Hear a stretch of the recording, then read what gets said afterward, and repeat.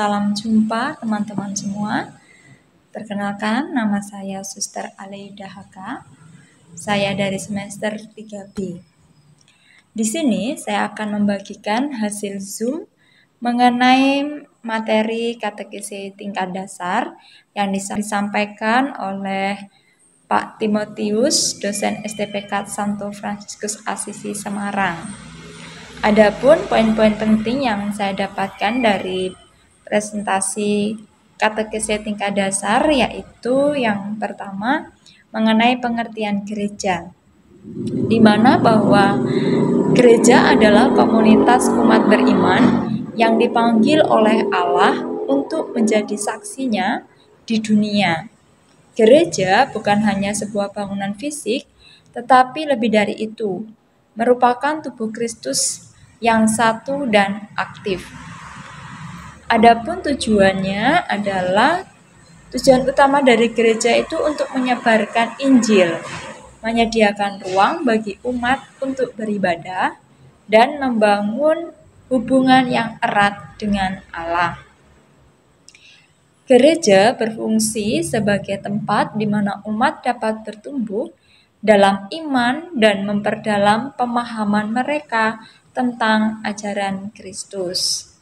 Lalu yang kedua, Pak Timo juga menjelaskan tentang sifat dan ciri gereja. Ciri yang pertama itu ada ciri gereja yang satu.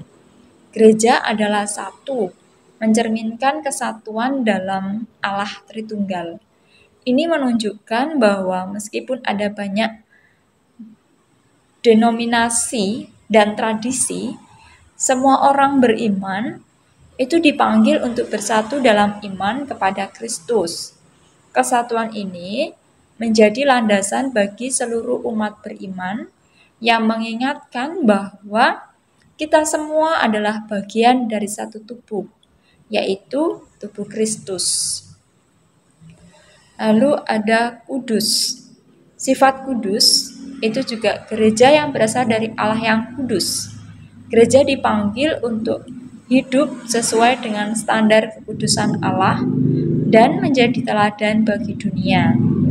Umat beriman diajak untuk menjalani hidup yang mencerminkan kekudusan Allah dalam tindakan sehari-hari, berusaha untuk menjauh dari dosa dan hidup dalam kasih. Lalu ada sifat Katolik, di mana bahwa kata Katolik itu berarti universal. Gereja memiliki misi untuk menjangkau semua orang tanpa memandang latar belakang, suku, atau budaya. Keberagaman ini menjadi kekayaan gereja, di mana berbagai budaya dan tradisi dapat bersatu dalam satu iman kepada Kristus. Lalu ada sifat apostolik. Gereja memiliki akar yang dalam tradisi apostolik. Ini berarti bahwa ajarannya berasal dari para rasul yang diutus oleh Kristus. Menjaga ajaran ini dan meneruskannya kepada generasi mendatang adalah tanggung jawab setiap anggota gereja. Lalu juga ada gereja sebagai umat Allah, di mana bahwa gereja sebagai umat Allah ini berarti bahwa setiap anggotanya adalah bagian dari rencana keselamatan Allah. Kita dipanggil untuk hidup dalam komunitas yang saling mendukung dalam iman. Tugas gereja ini pun mencakup penyebaran Injil, pelayanan kepada sesama, dan partisipasi dalam sakramen. Gereja berfungsi sebagai penghubung antara Allah dan umatnya, menawarkan bimbingan spiritual dan dukungan. Lalu juga ada yang di PPT itu, Pak Timo menjelaskan bahwa gereja sebagai tubuh mistik Kristus, di mana bahwa dalam surat-surat Paulus itu gereja digambarkan sebagai tubuh mistik Kristus. Setiap anggota memiliki peran unik dan penting dalam tubuh. Keterhubungan antara anggota gereja itu menciptakan sinergi dalam misi gereja. Setiap orang, terlepas dari latar belakang atau kemampuan, itu memiliki kontribusi yang signifikan dalam menjalankan misi Kristus di dunia. Lalu ada sinodalitas gereja, di mana bahwa sinodalitas itu berasal dari kata sinod yang berarti berjalan bersama. Ini menggambarkan bagaimana gereja berfungsi sebagai komunitas yang saling mendukung dan berkolaborasi dalam mengambil keputusan. Jadi prakteknya itu adanya keterlibatan seluruh anggota dalam proses pengambilan keputusan itu menciptakan rasa memiliki dan rasa tanggung jawab bersama.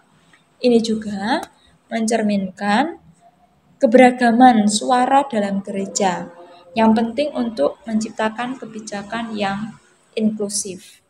Lalu juga ada bidang pelayanan gereja, di mana bahwa pelayanan gereja itu meliputi berbagai aspek, termasuk katekese, liturgi, dan misi sosial. Nah, setiap aspek itu, pelayanan-pelayanan ini memiliki tujuan untuk membantu umat beriman itu tumbuh dalam iman dan kedekatan dengan Allah. Di mana bahwa para kaum awam itu memiliki tanggung jawab penting dalam pelayanan gereja. Mereka itu tidak hanya sekedar menerima pelayanan, tetapi juga sebagai pelayan yang aktif, lalu juga mendukung dan berkontribusi dalam berbagai kegiatan gereja.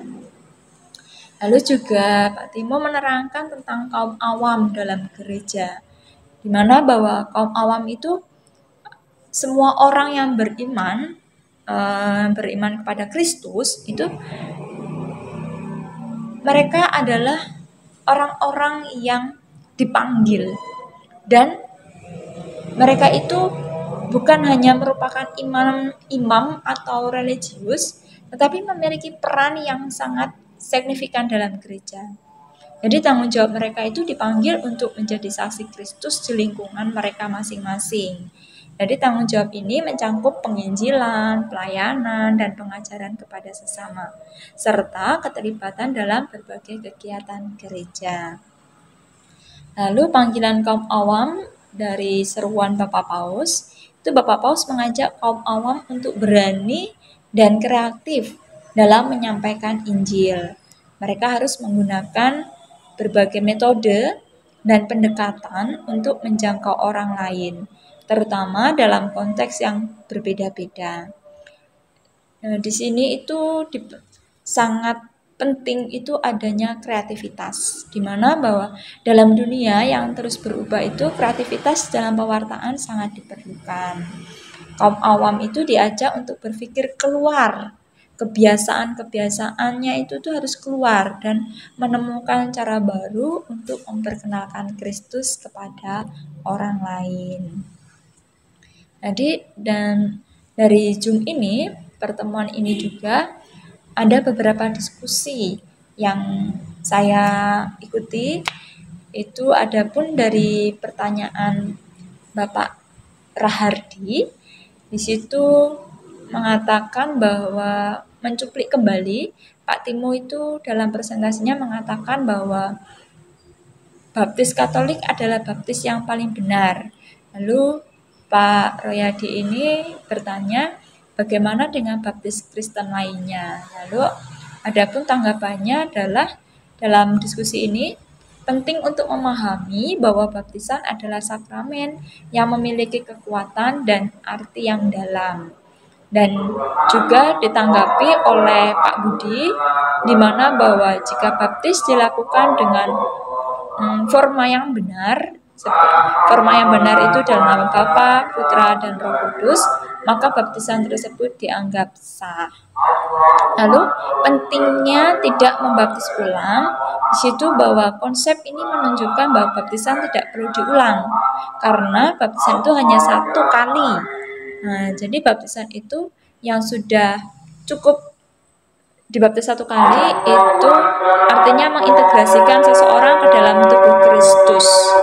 Dan ini menekankan pentingnya persatuan dalam iman meskipun ada perbedaan denominasi. Jadi dari kesimpulan dari Zoom katekese tingkat dasar ini, Pemahaman yang mendalam tentang gereja dan peran kaum awam adalah kunci untuk menjalankan misi gereja. Diskusi mengenai baptisan dibuka ruang untuk refleksi tentang keanekaragaman dalam iman Kristen dan bagaimana kita semua dapat bekerja sama dalam menyebarkan kasih Kristus. Terima kasih dan berkah dalam.